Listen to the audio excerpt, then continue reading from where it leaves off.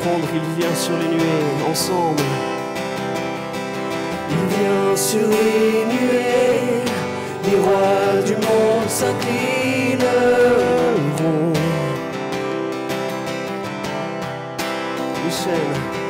Les chaînes seront brisées quand les cœurs déclarent sa louange. Qui peut arrêter notre Dieu? Notre Dieu est le lion de Juda. Il rugit puissamment et il combat pour nous. Tout genou fléchit devant lui. Moi, je vous invite à lire avec moi dans le chapitre 32 du livre des Nombres. Nombre 32.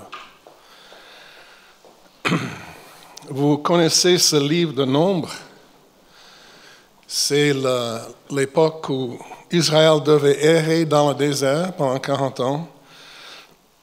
Il y a eu plusieurs rébellions pendant ce temps où les différentes personnes se sont levées contre Moïse et donc contre Dieu. Le Seigneur a répondu en jugement par le feu parfois, par des fléaux. Et finalement, toute cette génération rebelle qui avait refusé de conseiller Israël à s'attaquer à la terre promise, qui les a conduits dans la rébellion, toute cette génération est décédée. Et Israël, avec ceux qui restent, est arrivé à l'est du Jourdain. Ils sont en camp à l'autre côté du fleuve de Jéricho. Et Moïse commence à leur enseigner. Il leur rappelle tout ce qu'ils ont déjà entendu pendant toutes ces années. Et ce rappel, ce sommaire magistral, c'est le livre de Deutéronome. Certains disent que Jésus a cité ce livre plus que n'importe quel autre livre de l'Ancien Testament. Mais là, on est juste avant son enseignement. Et deux des tribus viennent vers Moïse, les Rubénites et les Gadites, qui avaient des troupeaux. Et ils regardaient autour d'eux, dans ce pays à l'est du Jourdain, et ils se sont dit, mais on est quand même bien ici.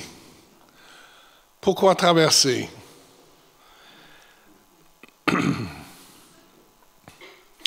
Il disait à Moïse,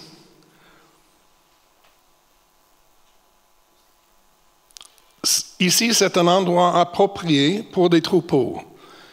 Et coïncidence stupéfiante, tes serviteurs ont des troupeaux. On aimerait rester ici. Ne nous fais pas passer le Jourdain.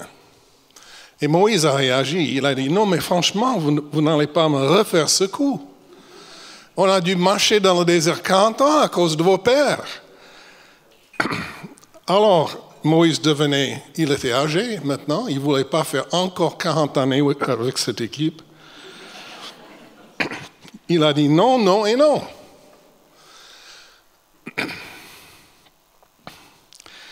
Il semble qu'ils sont repartis.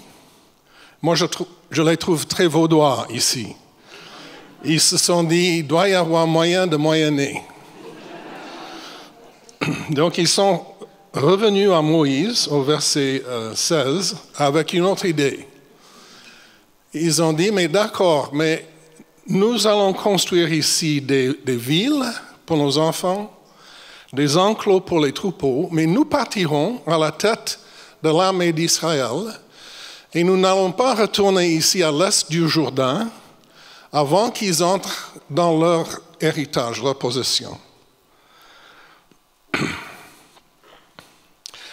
Et Moïse est d'accord.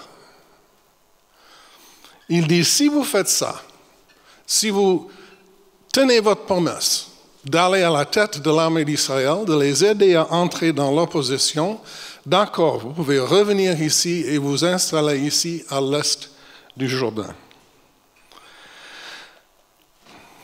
Donc il a approuvé leur contre-projet.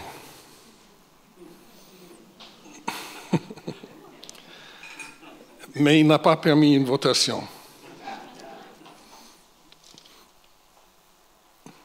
Et c'est exactement ce qui s'est passé. Vous pouvez lire la suite dans le livre de Josué. Ils ont effectivement tenu parole, ils ont combattu à la tête de l'armée d'Israël pendant 5 ans. Et c'est seulement après 5 ans qu'ils sont revenus dans ce pays.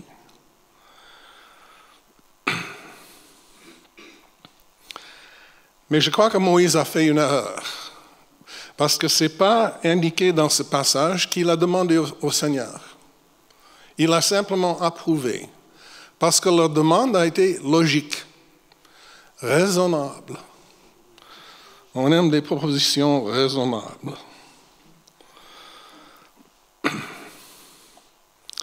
On aime quand on peut couper la poire en 2.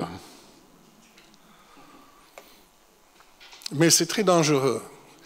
On vient d'avoir Lauren Cunningham avec nous au Chalatago Bay pour fêter les 50 ans de ce premier centre de jeunesse en mission. Et il a partagé avec un des groupes une des fois où il n'a pas assez questionné le Seigneur. Il a reçu une réponse du Seigneur, c'était vraiment du Seigneur. Et puis, il s'est dit, bon, parce que le Seigneur a dit ça, moi je ferai ceci sans prier. Et ça nous a coûté très cher à Jeunesse en Mission. Donc c'était une leçon pour tous les jeunes leaders, un enseignement, qu'il faut quand même persévérer et être sûr de la volonté de Dieu, surtout quand il s'agit d'une décision qui aura des conséquences sur beaucoup de personnes. Moi, je crois que Moïse a commis une erreur ici, parce que ces 2 tribus étaient les premiers à être enlevés en exil. Et on n'a plus rien entendu d'eux après cela dans l'histoire d'Israël. Ils ont disparu de la surface de cette terre. Est-ce que c'était parce qu'ils étaient trop éloignés du temple, trop distants de leurs frères, des autres tribus? On ne sait pas. La Bible ne nous dit pas pourquoi. Nous savons seulement que ce désir de rester là, à l'est du Jourdain, a été pour eux une erreur fatale. Et bien sûr, ça a coûté à tout Israël. Quand on m'a invité à donner un message, j'ai donc demandé au Seigneur, mais quel temps nous vivons si je dois aider à discerner les temps? Et je crois que le Seigneur m'a répondu, et il a dit que l'Église de la Suisse romande se trouve à l'est du Jourdain. À l'est du Jourdain.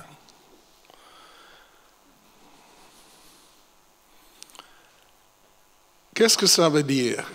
Ces 2 tribus n'ont pas péché. Ils n'ont apparemment rien fait de grave. Ils n'ont pas élevé des idoles, ils n'ont pas commencé à adorer d'autres dieux, ils n'ont pas commencé déjà à adopter les pratiques des peuples autour. Il n'y a pas de péché. Mais c'était un refus d'aller plus loin. Ils ont voulu décider leur héritage et ne pas entrer dans l'héritage que Dieu avait prévu pour eux. Moi, je trouve que dans la vie chrétienne, on doit toujours aller plus haut et plus loin avec Jésus. On n'est pas appelé à s'arrêter. Cette inertie est dangereuse. Parce qu'il n'y a jamais de point mort. Soit on avance, soit on recule dans notre vie spirituelle.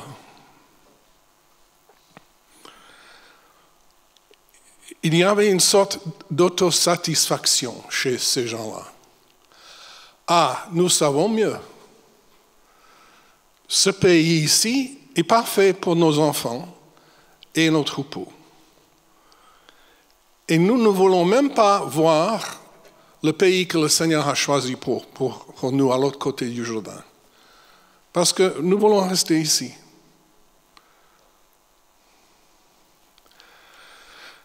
Qu'est-ce qu'on est bien dans le canton de Vaud?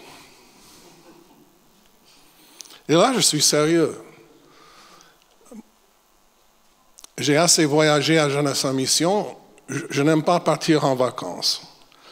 Et j'ai commencé à me dire il y a longtemps, pourquoi quitter la Suisse en été? Ça c'est, pardon, mais c'est ridicule.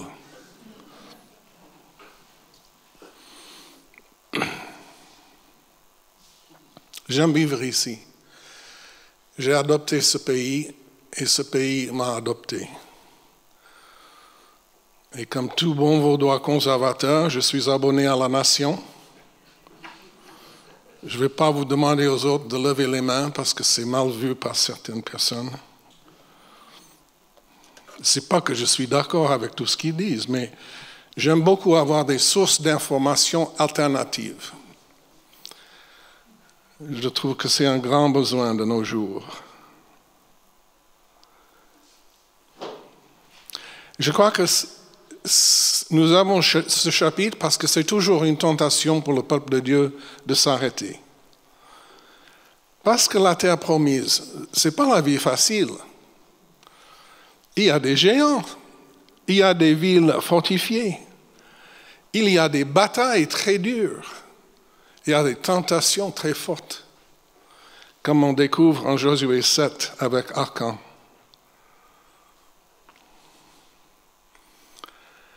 Et je crois qu'on est nombreux ici en Suisse au monde d'être, oui, on est avec nos frères.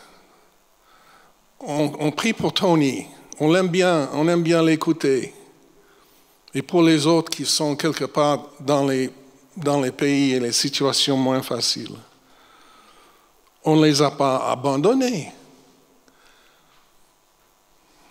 Mais on ne les a pas rejoints non plus.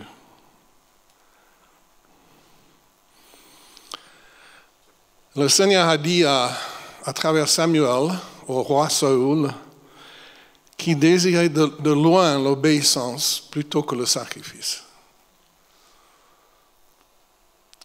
Et je ne crois pas qu'il a changé.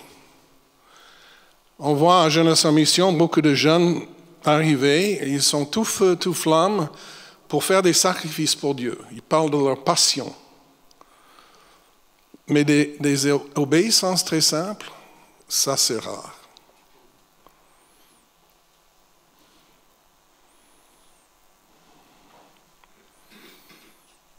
Donc je crois que le Seigneur nous pose cette question encore une fois, qu'il pose assez régulièrement. Quel héritage veux-tu? Tu veux décider ton propre héritage? Ou est-ce que tu veux l'héritage que moi j'ai préparé depuis longtemps? Qui ne sera pas facile. Qu'il faut se battre pour obtenir. Risquer sa vie même. Mais qu'est-ce que ça veut dire très pratiquement? Moi, je ne sais pas. Il me semble que chacun de nous, nous avons une obéissance particulière. Et c'est la question que j'ai appris à poser au Seigneur chaque semaine, chaque mois, chaque année. Maintenant, quelle est mon obéissance? Quel est mon prochain pas d'obéissance? Et le Seigneur aime beaucoup cette question et il répond toujours. Il nous montre le prochain pas d'obéissance. On parle beaucoup de la foi.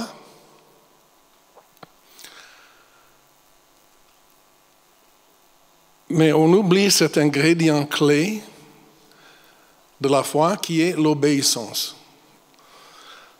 Lauren Cunningham dit la foi, c'est l'obéissance. Pour lui, il n'y a pas de différence. La foi, c'est l'obéissance. Et chaque fois qu'il reçoit une parole du Seigneur, et il en reçoit des tas. Son personnel à Kona, à Hawaï, chaque fois qu'il part en vacances, il prie pour que le Seigneur ne lui donne pas une nouvelle vision. Parce qu'ils savent que ça va faire beaucoup de travail pour tout le monde. Mais quand il reçoit une de ces visions, une parole comme ça, il demande toujours au Seigneur immédiatement, maintenant, qu'est-ce que je fais? Qu'est-ce que je fais? Quand le Seigneur dit quelque chose, ce n'est pas le moment de rien faire. C'est le moment de partir en action. Mais pas n'importe quelle activité non plus. De partir dans l'obéissance que le Seigneur a tracée devant nous.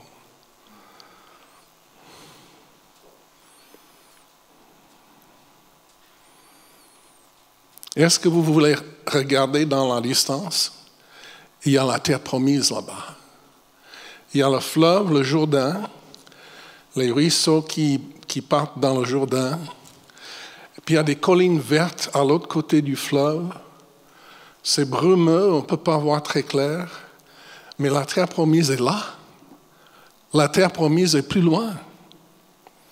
La terre promise est plus merveilleuse de tout ce que nous avons pu imaginer jusqu'ici.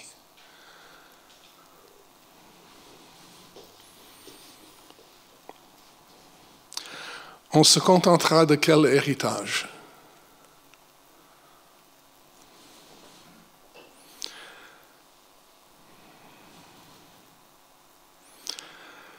L'héritage de la réforme nous attend. J'ai eu beaucoup de groupes me contacter autour de l'année 2017, l'anniversaire de la réforme luthérienne. Et j'ai trouvé que pratiquement aucun de ces groupes avait une idée de ce qu'il fallait pour vivre une réforme. Beaucoup priaient pour une nouvelle réforme, mais ils ne savaient pas ce qu'ils demandaient au Seigneur. Ils ne savaient pas le travail qu'il aurait fallu. Pierre Viré, le Vaudois dans l'équipe de Calvin, l'éducateur, on est en train de sortir ce qu'il a écrit sur l'éducation chrétienne. Des tomes comme ça grands. J'en ai acheté pour presser mes fleurs. Mais ils sont maintenant sur le 4e tome, juste sur l'éducation chrétienne. Cet homme avait passé des décennies de sa vie en réfléchissant profondément, en travaillant tous les textes bibliques. Il n'y a personne de nos jours faisant cela dans le domaine de l'éducation chrétienne. À moins qu'il se cache très bien.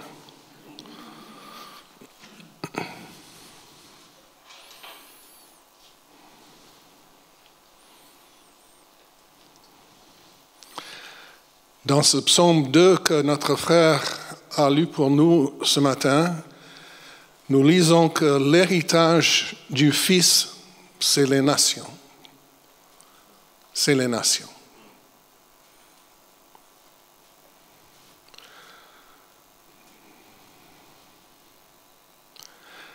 Combien de personnes se préparent sérieusement pour cet héritage-là?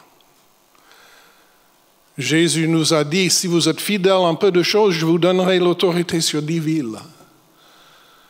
Ça voudrait dire donc que des bons chrétiens devraient étudier comment gouverner une ville, comment faire un compost municipal, des systèmes d'eau, des systèmes d'énergie, de transport public, des systèmes scolaires.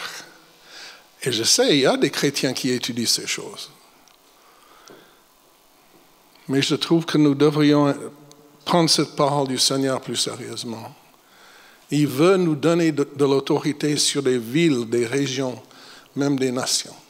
Il veut nous donner des messages pour les nations. Mais il y a un prix à payer.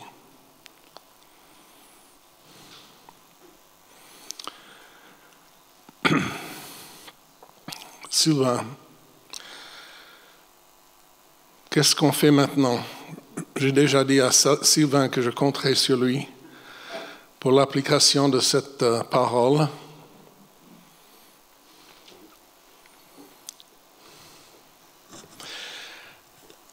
J'ai autre chose après aussi, donc c'est pas fini. Et je crois que c'est bien compris tout de suite, si vous êtes d'accord. Et comme on est tous concernés, plutôt que de faire un appel pour que certaines personnes se lèvent, je propose qu'on se lève tous, y compris par 3, 2, 3, 4, et qu'on demande cet héritage, et qu'on demande ce courage d'obéir au Seigneur. Priez les uns pour les autres, priez pour votre voisin, votre voisine, qu'il ait le courage de rentrer dans son appel. Puis peut-être que vous recevez quelque chose pour une nation, pour une vision, et rentrez. On prend 3 minutes pour ça. Discutez pas, mais rentrez dans la prière tout de suite. Merci Seigneur.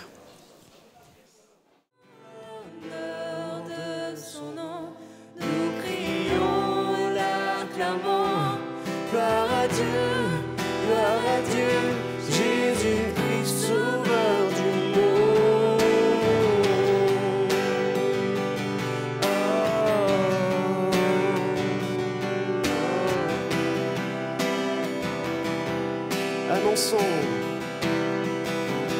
Annonçons partout qu'il revient bientôt, réclamer le monde pour sa gloire, que l'Église acclame le roi qui revient, saint de majesté, notre Rédempteur.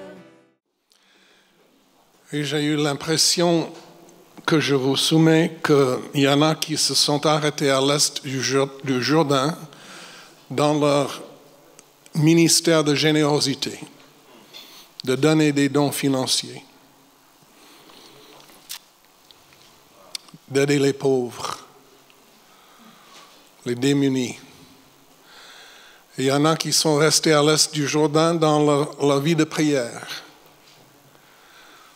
Vous avez beaucoup voyagé, c'est vrai que vous avez combattu, mais le Seigneur vous a déjà appelé d'aller plus loin dans la prière, d'entrer dans une obéissance de prière plus intense, peut-être plus longue.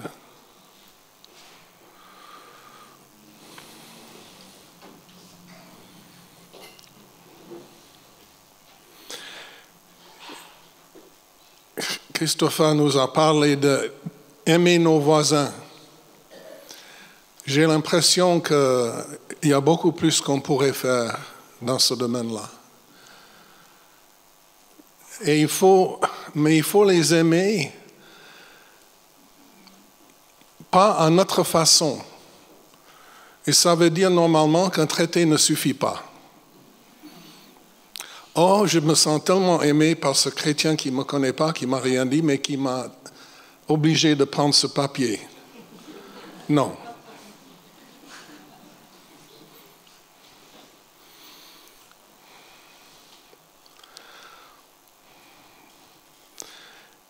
Il faut réfléchir.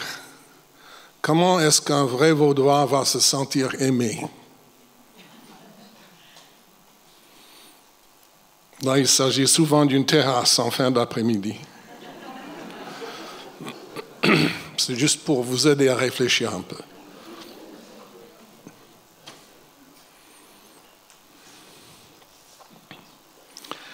Mais j'ai eu une autre impression en demandant au Seigneur, Seigneur, aide-moi à discerner les temps.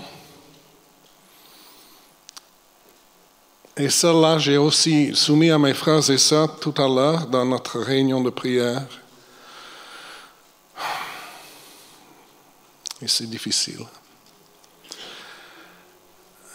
Je suis en train de lire ces derniers mois les livres d'Ésaïe, Jérémie, Ézéchiel,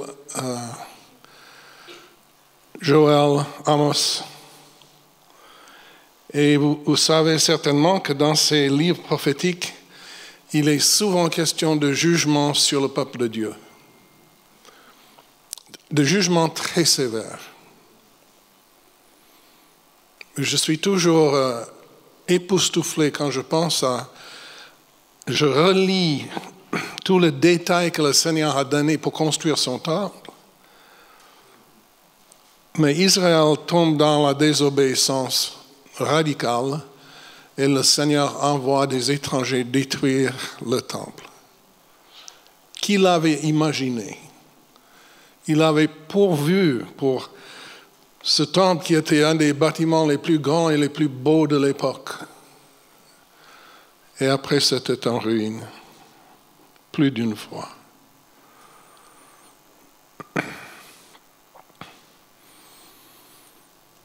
Et ce que j'ai remarqué en lisant ces livres, c'est que le Seigneur disait à plusieurs reprises, « Ton jugement est déjà décidé. »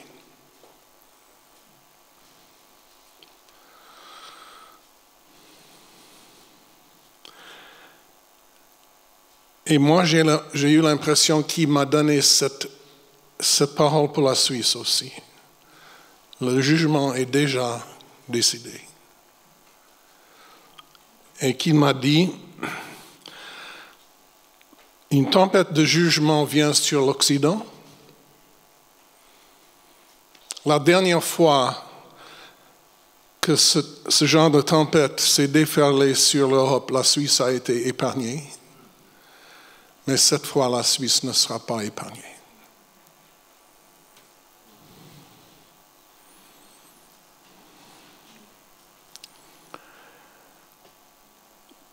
Il me semble que notre péché, en Occident surtout, mais pas seulement, a atteint de nouveaux records.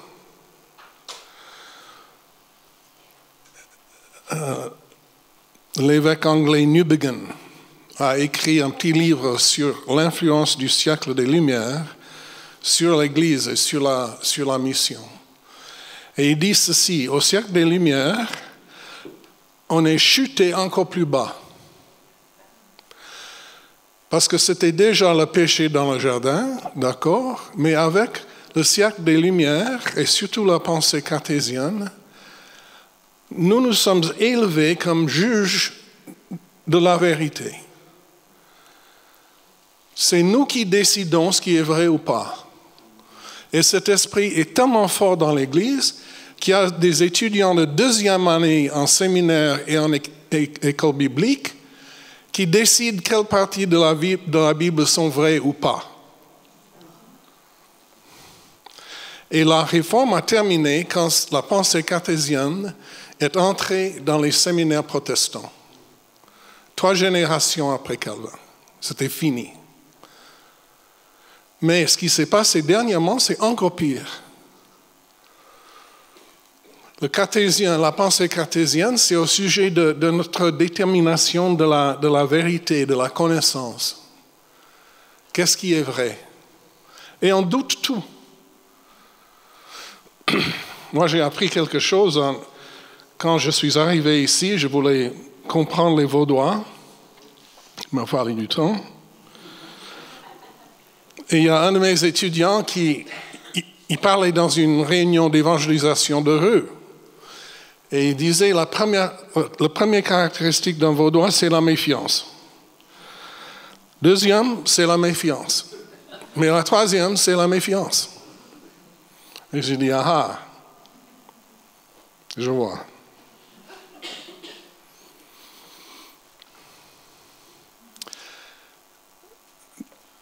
Et quand on est vaudois et cartésien, on se méfie de tout et de tout le monde. On se méfie.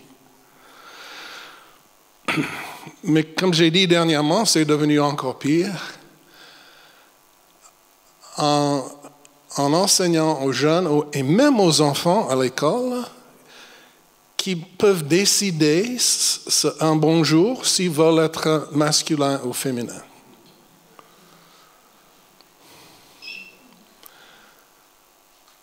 Et l'ADN n'a rien à faire là-dedans. Rien du tout. Aux États-Unis, sur la côte ouest, c'est là où ces choses commencent toujours, dans la ville de Portland, où mon fils habite,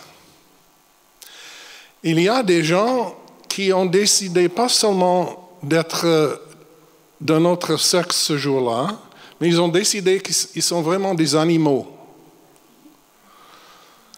Et ils ont la permission de la municipalité d'habiter les parcs publics tout nus, en mangeant ce qu'ils veulent manger, en faisant leurs besoins en public et en faisant des bébés en public tout nus aussi, avec une protection légale des autorités. Il n'y a pas si longtemps, quand on refusait d'admettre la réalité, on était mis en hôpital pour malade mental. C'était un symptôme de l'insanité, de la folie. Et maintenant, c'est admis. C'est pas seulement toléré, mais c'est encouragé par des autorités scolaires, universitaires et des gouvernements aussi.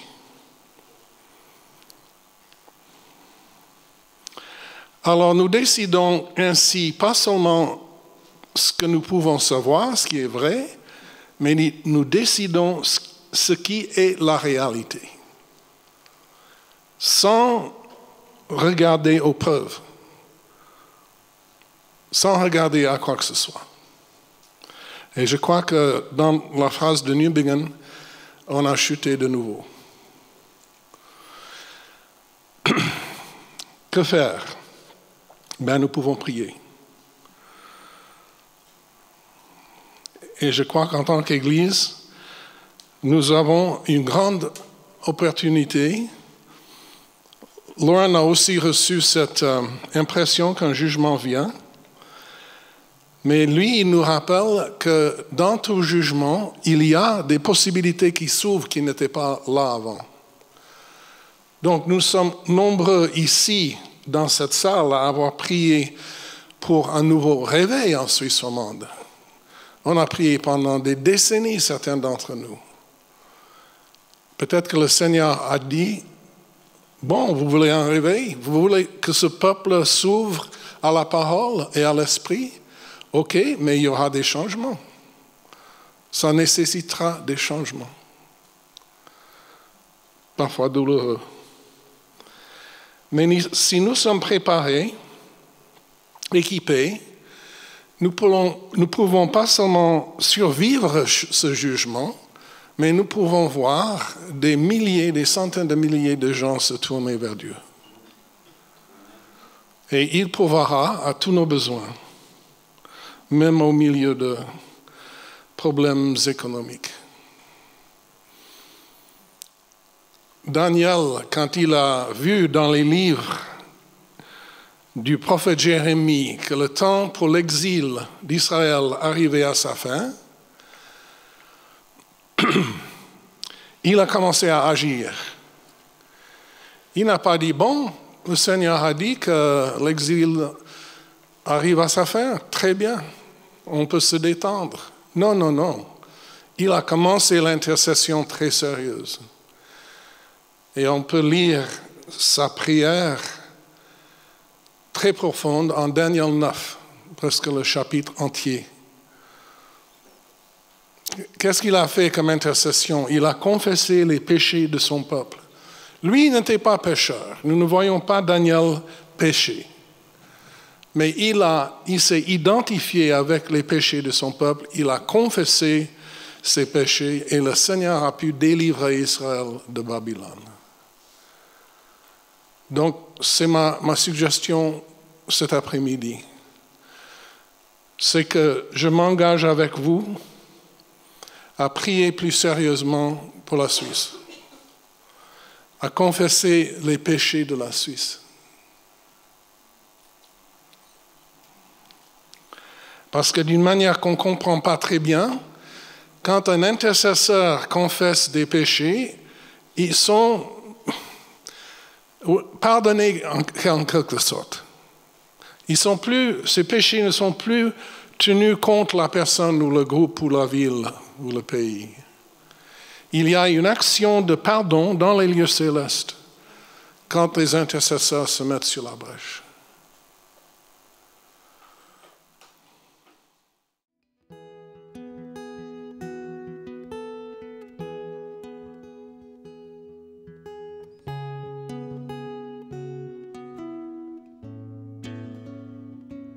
Notre Père dans les cieux, ton nom soit sanctifié, que bientôt vienne ton règne, ta volonté soit faite sur terre